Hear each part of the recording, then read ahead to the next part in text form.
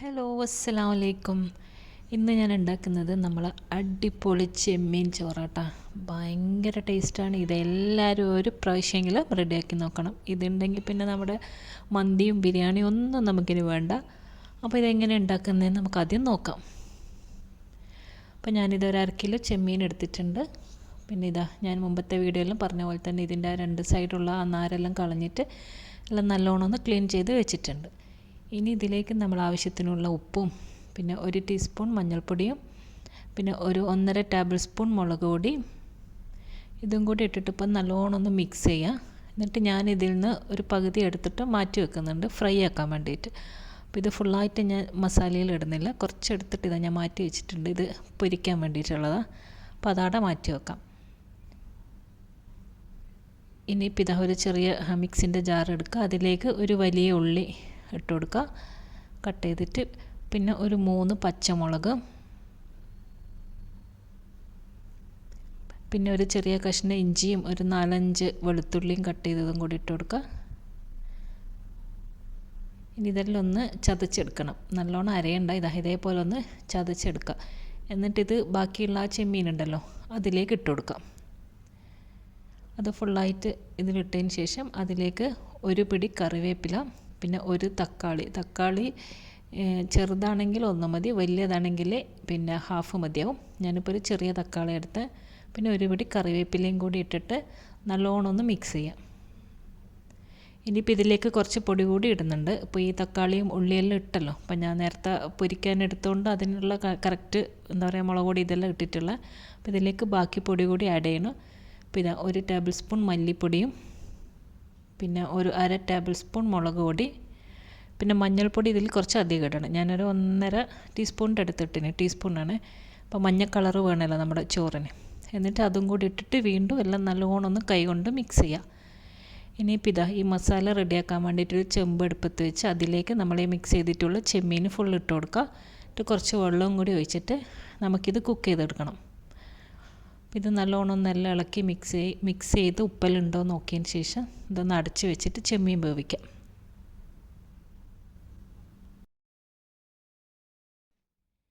ഇനിയിപ്പോൾ ഇതാ നമ്മൾ ഫ്രൈ ആക്കാൻ എടുത്ത് വെച്ചിട്ടുള്ള ചെമ്മീൻ ഉണ്ടല്ലോ അത് നമുക്കൊന്ന് ഫ്രൈ ആക്കി എടുക്കുക. അതിന് വേണ്ടി ഓയിൽ ഒഴിച്ചിട്ട് അത് ചൂടായതിന് ശേഷം ആ ചെമ്മീനെല്ലാം ഇട്ട് കൊടുക്കുക. എന്നിട്ട് അത് ചെറിയ തീയിൽ ഇങ്ങനെ തിരിച്ചും മറിച്ചും നമുക്കതൊന്ന് പൊരിച്ചെടുക്കാം. ചെറിയ തീയിൽ വെക്കുക, എന്നാലും ഉള്ളെല്ലാം ഒന്ന് കുക്കായി കിട്ടും. അതിൻ്റെ മേലെ വേണമെങ്കിൽ കുറച്ച് കറി ലീവ്സ് കൂടി ഇട്ട് കൊടുക്കുക. ഇതിപ്പോൾ ഞാനിനി അരി എടുത്ത് വെച്ചിട്ടുണ്ട്, ഇതൊന്ന് കഴുകി വെക്കാം. ഞാനിപ്പോൾ എടുത്തിട്ടുള്ളത് ഒരു 3 കപ്പ് നീരീരി ഉണ്ടല്ലോ, ജീരകശാല ബിരിയാണിൻ്റെ അരി, അതാണ് എടുത്തിട്ടുള്ളത്.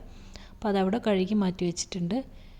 ഇനിയിപ്പോൾ ഇതാ ചെമ്മീനെല്ലാം നല്ലോണം ഫ്രൈ ആയിട്ടുണ്ട്. ഇനി നമുക്ക് ഈ ഓയിലടക്കം നമ്മളിനി ചോറിലേക്ക് ഇട്ട് കൊടുക്കാനുള്ള, അതുകൊണ്ട് നമ്മൾ ഈ ഓയിലൊന്നും കളയുന്നില്ല. ഇതങ്ങനെ തന്നെ ഈ ഫ്രൈ ആക്കിയിട്ടുള്ള ചെമ്മീനെ അവിടെ മാറ്റി വെക്കാം. അപ്പോൾ ഇത് നമ്മൾ ചെമ്മീനെല്ലാം കുക്കായിട്ടുണ്ട്, മസാല ആവാൻ വെച്ചിട്ടില്ലേ, അതെല്ലാം ഇത് ഓൾമോസ്റ്റ് ചെമ്മീനെല്ലാം വെന്ത് നല്ലോണം ഒന്ന് ഇളക്കി ഇത് ഉപ്പെല്ലാം ഉണ്ടോ എന്ന് നോക്കുക കറക്റ്റ്. ഇനിയിപ്പോൾ ഇത് നമുക്കതവിടെ മാറ്റി വെക്കാം.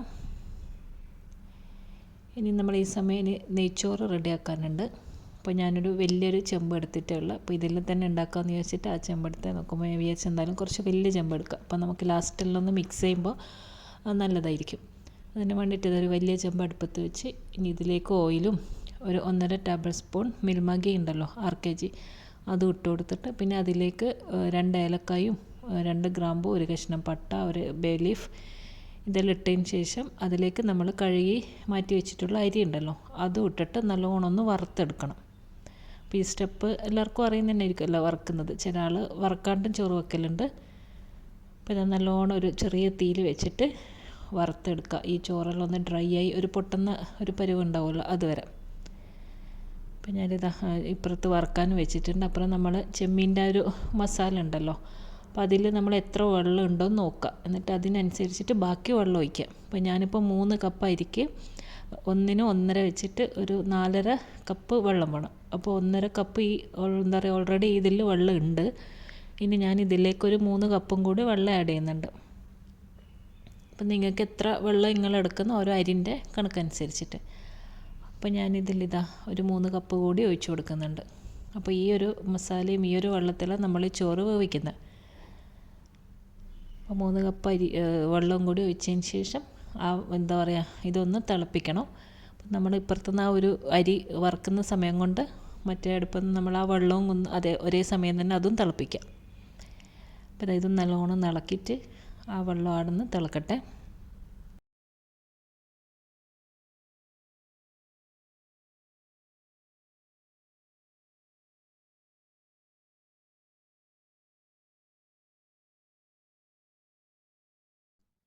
അപ്പോൾ ഇതാ മറ്റേ അരിയെല്ലാം നല്ലോണം വറുത്തിട്ടുണ്ട്, ഒന്ന് വറന്ന് വന്നിട്ടുണ്ട്. ഒന്ന് പൊട്ടിച്ച് നോക്കാം. അപ്പോൾ ഡ്രൈ ആയിട്ട് ഇങ്ങനെ പൊട്ടുന്ന പോലെ ഉണ്ടാവുമല്ലോ, അപ്പോൾ അതായിരുന്നു കറക്റ്റ് പരുവം. ഇനി ഇതിലേക്ക് നമ്മൾ ആ തിളപ്പിച്ച് വെച്ചിട്ടുള്ള ആ മസാലയും വെള്ളവും ഉണ്ടല്ലോ ചെമ്മീൻ്റെ, അത് ഫുള്ളായിട്ട് ഇതിലേക്ക് ഒഴിച്ചു കൊടുക്കുക. എന്നിട്ടൊരു മീഡിയം തീയിൽ വെക്കുക. എന്നിട്ട് ഇതിലേക്ക് ഒരു 2 ടേബിൾ സ്പൂൺ തൈര് ഒഴിച്ചു കൊടുക്കാം. പിന്നെ കുറച്ചധികം മല്ലിയില. എന്നിട്ടെല്ലാം നല്ലോണം ഒന്ന് ഇളക്കി പിന്നെ ഉപ്പെല്ലാം ഉണ്ടോ എന്ന് നോക്കുക. എന്നിട്ടെല്ലാം ഒന്ന് മിക്സ് ചെയ്തിട്ട് ഒരു മീഡിയം തീയിൽ ഒന്ന് അടച്ചു വെക്കാം. അപ്പോൾ ഈ ഒരു വെള്ളത്തിൽ നിന്ന് ചോറ് വെന്തോളും. അപ്പോൾ വെള്ളം എപ്പോൾ ഒഴിക്കുമ്പോൾ കറക്റ്റ് നോക്കുക. പിന്നെ കുറച്ച് ഗരം മസാലയും കൂടി ഇട്ട് കൊടുക്കുക. അപ്പോൾ ഞാൻ എന്താ പറയുക, ജീരകശാല നേരിയരി ഉണ്ടല്ലോ, ഇതിൽ 1 1/2 കപ്പ് വെച്ചിട്ട് ഇത് കറക്റ്റ് അളവാണ് എനിക്ക്. നല്ലോണം പെർഫെക്റ്റായിട്ട് വെന്തിട്ടുണ്ട്. ഇനിയിപ്പോൾ ഇതാ ഒരു 10 മിനിറ്റ് കഴിഞ്ഞപ്പോൾ എല്ലാം നല്ലോണം കുക്കായി വെള്ളമെല്ലാം വറ്റി തുടങ്ങി. ഇനിയിപ്പോൾ ഇതിൽ നമ്മൾ ഫ്രൈ ചെയ്ത് മാറ്റി വെച്ചിട്ടുള്ള ആ ചെമ്മീനുണ്ടല്ലോ, അത് ഓയിലടക്കം നമ്മൾ ഇതിലേക്ക് ഒഴിച്ചു കൊടുക്കുക. അപ്പോൾ അതിൻ്റെ ആ ഒരു എന്താ പറയുക, പൊരിച്ച ചെമ്മീനും ആ ഓയിലും എല്ലാം കൂടി മിക്സ് ആകുമ്പോൾ നല്ല അടിപൊളി ടേസ്റ്റ് ആയിരിക്കും. എന്നിട്ട് വീണ്ടും എന്താ പറയുക, എല്ലാം ഒന്ന് ഇളക്കി മിക്സ് ചെയ്യുക. എന്നിട്ടൊരു ഫോയിൽ കൊണ്ട് നമ്മളെല്ലാം ഒന്ന് കവർ ചെയ്ത് ഒരു 5 മിനിറ്റ് കൂടി ചെറിയ തീയിലൊന്ന് ദമ്മാൻ വേണ്ടിയിട്ട് വെക്കണം. ദം ചെയ്യൂലേ, അതിന് വേണ്ടിയിട്ട്. അപ്പോൾ കുറച്ച് ചെറുനാരങ്ങ നീരും കൂടി ഒഴിച്ചു കൊടുക്കാം. എന്നിട്ടൊരു ഫോയിൽ കൊണ്ടെല്ലാം ഒന്ന് അടച്ച് വെച്ചിട്ട് നമുക്ക് ചെറിയ തീയിൽ അടവെക്കാം.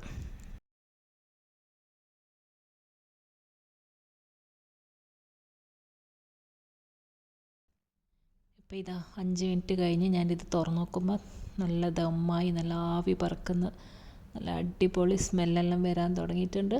അപ്പം നല്ല കറക്റ്റ് എല്ലാം വെന്ത് എന്താ പറയുക, നല്ല പെർഫെക്റ്റ് ആയിട്ടുണ്ട് ചോറ്. വെള്ളമെല്ലാം കണക്കേനു.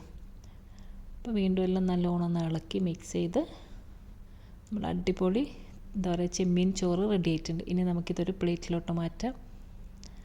അപ്പോൾ എന്തായാലും ഇതൊരു പ്രാവശ്യമെങ്കിലും ഉണ്ടാക്കി നോക്കാത്തവരുണ്ടെങ്കിൽ ഉണ്ടാക്കി നോക്കാം. ചെമ്മീൻ്റെ എന്താ പറയുക, ചെമ്മീൻ കൊണ്ടുള്ളതാകുമ്പോൾ ഭയങ്കര ടേസ്റ്റാണ്.